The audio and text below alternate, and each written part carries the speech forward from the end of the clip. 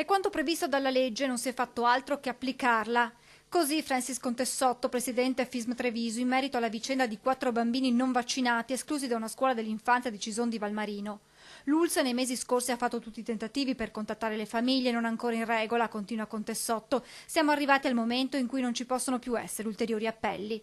Era una cosa che sapevamo. I genitori sono stati avvisati più volte, come ripetutamente sono stati chiesti i certificati o le autocertificazioni. So che quanto accaduto crea scalpore, ma non è un fulmine a ciel sereno, conclude Contessotto.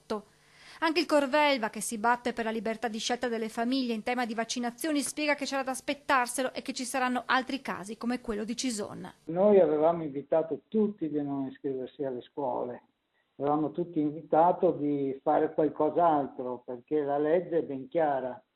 Quei pochi casi che praticamente sono ancora dentro sulle scuole, vabbè, insomma, sapevano che poteva succedere questa cosa. Intanto tra meno di 2 mesi c'è un'altra scadenza, quella del 10 marzo, quando le autocertificazioni presentate a settembre dai genitori alle scuole, secondo quanto previsto dal milleproroghe, non saranno più valide. Entro questa data gli istituti si troveranno a dover gestire 3 casi distinti. Quelli che hanno fatto la dichiarazione o l'autocertificazione di essere in ordine con le vaccinazioni, i genitori che hanno autocertificato di aver chiesto l'effettuazione delle vaccinazioni e i genitori che hanno presentato copia formale della richiesta di vaccinazione, autocertificando di nuovo anche questa. Al momento non abbiamo indicazioni, spiega Cecchin. Per questo la FISM si sta muovendo in questi giorni sia a livello nazionale, sollecitando il MIUR e il Ministero della Salute, sia a livello regionale. Bisognerà per quella data avere indicazioni da parte del MIUR,